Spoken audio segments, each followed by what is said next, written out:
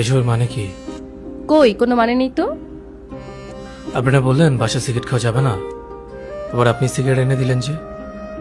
ওসব আপনি বুঝবেন না।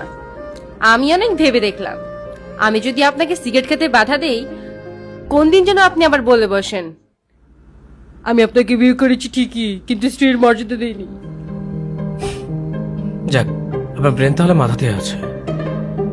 আচ্ছা একটা কথা বলবো, কিছু মনে করবেন না তো? জি, আমি কিছু মনে করব, বলার দরকার নেই। আচ্ছা করলে করেন, তবু বলি,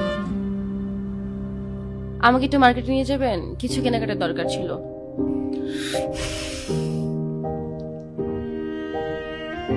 ঠিক আছে, কিছুক্ষণ পরে নিয়ে যাবো। আচ্ছা তাহলে আমি তাড়াতাড়ি রেডি হয়ে আসি। হুম।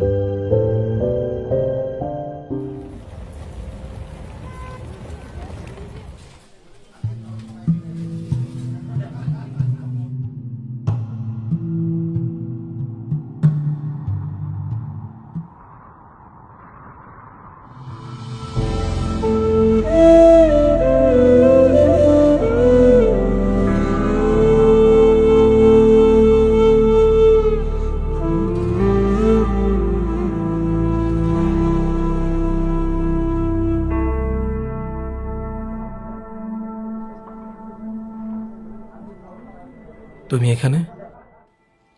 তোমার জন্য অপেক্ষা করছিলাম। মানে আমি যে এখানে আসবো তুমি কিভাবে জানলে? এখানে একদিন আসার পর পুরনো সেই ওয়েটারটি বলল তুমি নাকি এখানে মাঝে মধ্যেই আসো, তাই আমি তোমার সাথে দেখা করার জন্য রোজ এখানে অপেক্ষা করি।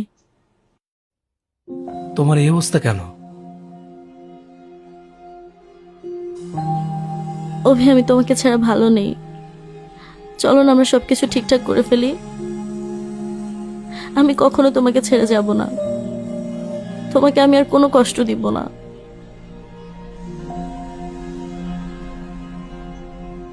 3 বছর পর তুমি এটা বলতে এসেছো? এত বছর লেগে গেছে তোমার এটা বুঝতে আমাকে ছাড়া ভালো নেই তুমি? এতদিন তুমি কোথায় ছিলে? এই যে মেয়েটি আমার পাশে, সে আমার সাথে তার ভবিষ্যৎ দেখছে, সে তোমার থেকে আমাকে বেশি ভালোবাসে। এই 3 বছর আমি তোমাকে ভুলে গেছি, তুমিও আমাকে ভুলে যাও। চলো না আমরা আবার সবকিছু ঠিক করে নেই।